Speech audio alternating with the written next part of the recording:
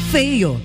Eu queria convidar você para uma análise bem clara, direta, sem essa de que a gente tem raiva de bandidagem, isso a gente tem mesmo, a gente tem revolta do que a gente vive, de uma cidade onde tem disputa territorial, onde você tem índices de assaltos, onde você tem latrocínios e crimes bárbaros, onde durante toda a semana a gente tem alguém chorando ou falando sobre a perda forte e trágica de uma vida jovem no meio do caminho, de histórias que perpetuam pelo Rio de Janeiro, seja de Zona Oeste, Zona Norte. Mas eu quero pra gente parar pra pensar em relação à bandidagem no ciclo de você ter uma pena em que a gente tem na lei criminal e a gente tem aplicação da lei, privação de liberdade e a pessoa presa, a gente não quer a chamada mamata, comer, dormir, ficar preso.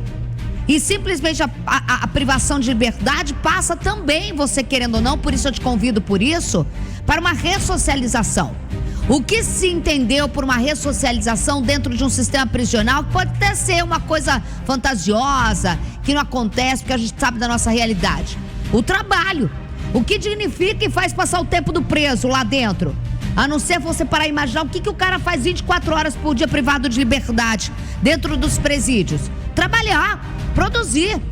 Eu duvido aqui e desafio qualquer autoridade fazer um plebiscito pelas ruas, o que você quer que faça com uma massa carcerária brasileira. Que trabalhe, que seja produtiva. Querendo ou não, é um bando de homem forte que, se cometeram crime aqui fora, lá dentro não devem cometer crime, entre aspas, mas que traga algo para a sociedade, além de privar a gente de ter que conviver com vagabundo em liberdade. Porém, os números contradizem o que é o princípio da ressocialização no caso dos adultos maiores de 18 anos, que é você trazer para uma realidade em que você tem a pessoa privada da liberdade, mas com produtividade. Entre elas, trabalhando na cadeia. Alguns trabalham dentro de gráficas, como a gente sabe que acontece. Trabalham em setores importantes, lavanderias. Já não sei se existe mais, porque teve uma polêmica em relação à cozinha, devido aos utensílios dentro da cozinha. Mas a gente sabe que isso, ou pelo menos, deveria existir. Agora eu vou trazer um dado que vai doer na sua alma quando você pensa em Rio de Janeiro. No Brasil, 25% apenas dos presos trabalham.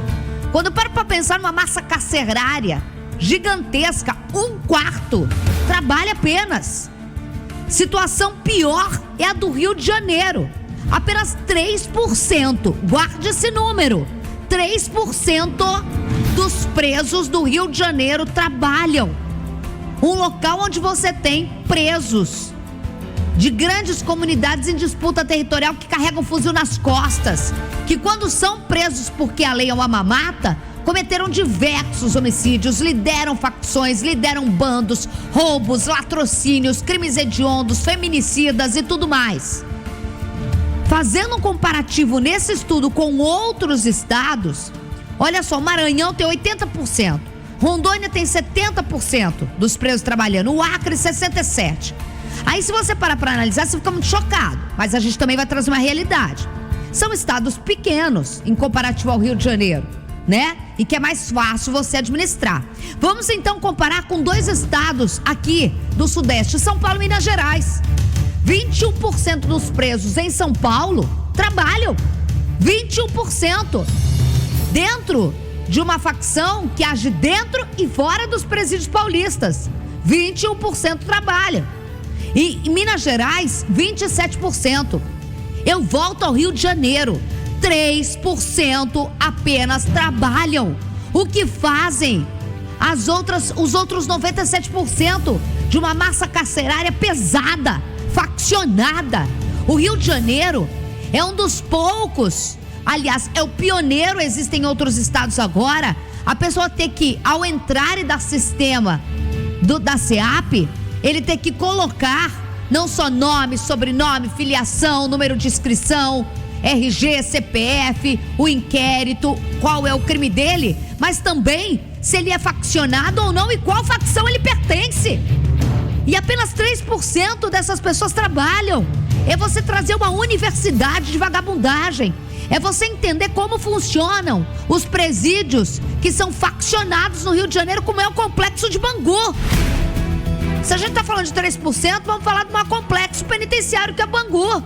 O complexo Jericinó, onde estão líderes de facções que banham sangue pelos morros dessa cidade, que trazem sangue ao asfalto dessa cidade. 2%, dois problemas existem nessa história. Por que o Rio de Janeiro caiu, foi caindo e cai para um número irrisório e praticamente zerado, se você falar em 3% de uma massa carcerária? Os presídios não estão equipados com estruturas para montagens de oficinas e ateliês apropriadas para esses presos. Tudo sucateado, abandonado aos poucos. Em 2000, os presídios do Rio produziam, por exemplo, você não fala, costura bola, vai costurar bola. Não é apenas um ditado. O preso costurava bola. E uniformes para a rede pública de ensino, o que barateava os cofres públicos. O uniforme das crianças e as bolas usadas na educação física. Você resolvia dois problemas com uma tacada só. Além das carteiras escolares, as mesas, carteiras, seja como for, também eram produzidas em oficinas que hoje estão sucateadas. E sabe o que aconteceu também? A falta de interesse de estar dentro dos presídios cariocas.